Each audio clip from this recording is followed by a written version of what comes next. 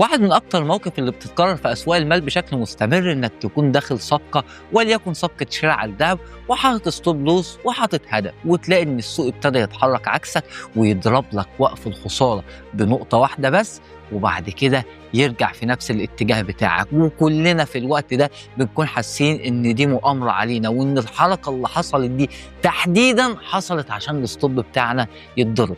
لكن ببساطة أسواق المال مش عشوائية، أسواق المال فيها حاجة اسمها الماركت ميكرز أو صناع السوق أو الحيتان أو أيا كان الأسامي بتاعتهم. الفكرة كلها إن اللي بيحصل هنا عملية ستوب هانتنج.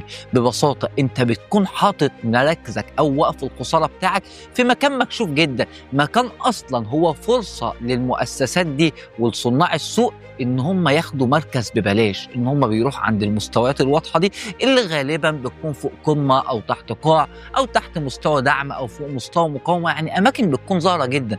فبالتالي بيبتدوا فعلا يضخوا السيولة بطريقة واضحة أو طريقة تخلي الأسعار تبتدي تروح للمستويات دي، عشان هناك يقدروا يجمعوا المراكز اللي هم محتاجينها بكل بساطة، لأن ده أوردر جاهز، في أصلا أوردر موجود، فبالتالي أنا هاخد الأوردر ده. وبعد كده الأسواق تبتدي تتحرك في اتجاهاتها الطبيعية. عشان كده دايما حاول إنك ما تحطش وقف الخسارة في مكان يكون مكشوف، يعني ما تجيش تحت الدعم مباشرة وتحط وقف الخسارة، أو فوق قمة واضحة وتروح حاطط وقف الخسارة. أنت هنا واضح جدا بالنسبة للناس دي، وقف الخسارة واضح جدا ومعظم الناس موجودة في نفس المكان. الفكرة إنك حاول تحط دايما وقف الخسارة في أماكن مخفية شوية أو مستويات تكون بعيدة نوعا ما عن الأماكن دي، عشان فعلا ما تتحطش في الموقف ده تاني.